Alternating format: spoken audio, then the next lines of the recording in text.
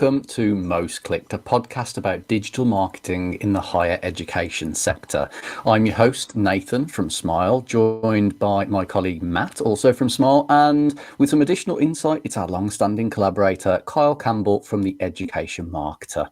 Now, this week we are discussing an article on the Pi News about shining the spotlight on procurement in the sector. I thought this was an interesting read with some astronomical figures being highlighted. My favourite being the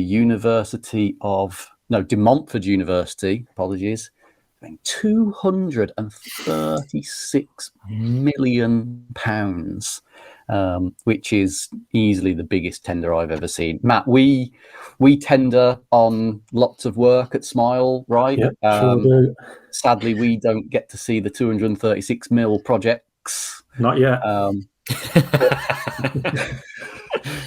It's an interesting list, right?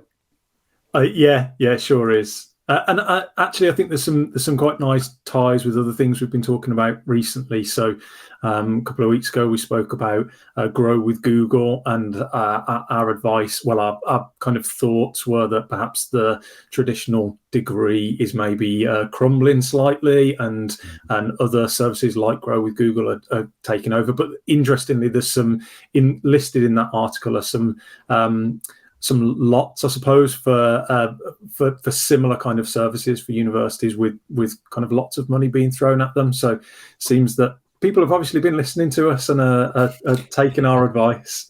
It's clearly just on us. Most you've got to spend 50 million on exactly it. Right. Yeah. You are right though. I mean, a lot of these tenders are out for digital learning platforms, aren't they?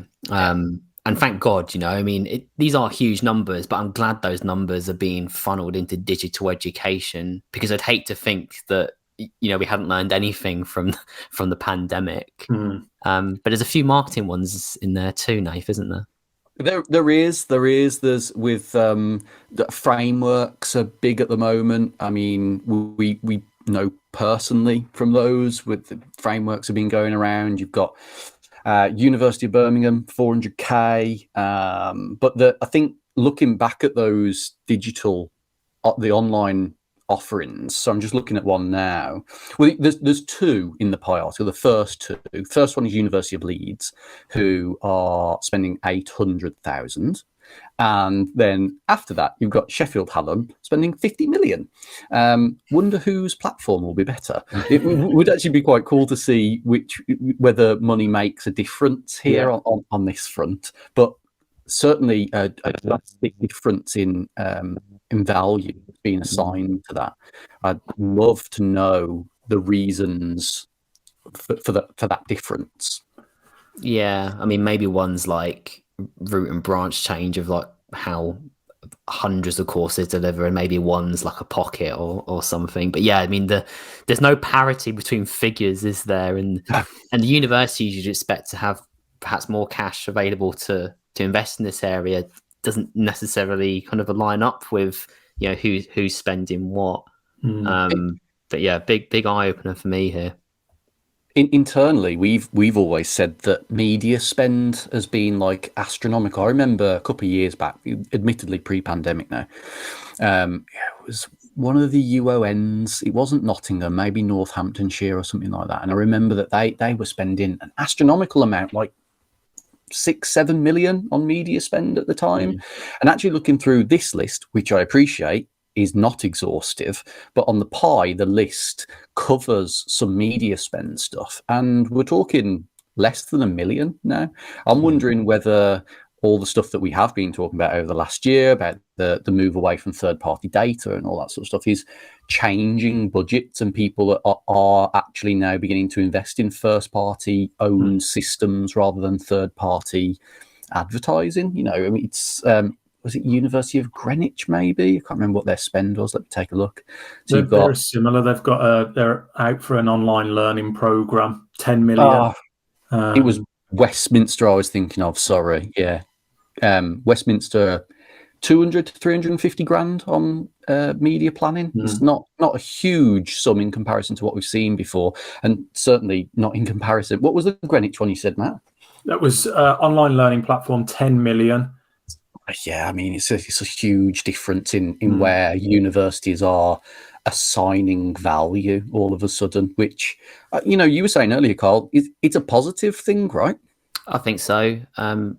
Absolutely, that the digital education arm is getting that much needed investment. And on the media side as well, like that, the decline in sort of media spend, that does reflect a global picture overall across industries. I know, like the OG platforms like Facebook, all these lot, they are suffering from like a real decline in ad revenue, because those dollars are moving into different, more profitable channels like creators and this new kind of emerging economy and all that sort of thing.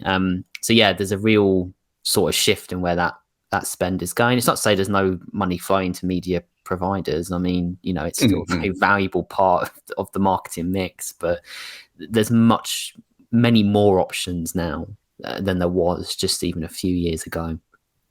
I think the thing that I'm interested in is whether universities keep an eye on these portals, whether they snoop on their competitors. I wonder whether I wonder whether Leeds has kind of seen Sheffield and gone, "Oh dear, did we cock up on the budget here?" Or alternatively, whether Sheffield's going, "Hey up, have we overcooked the budget here?"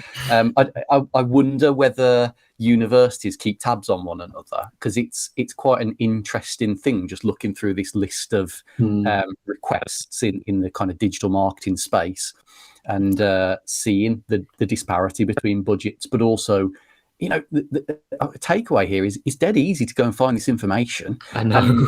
You can go and see what your competitors are buying. It's kind of crazy. So if you want to see what your competitors are thinking about doing in the next 3 years, just log on to a tender portal.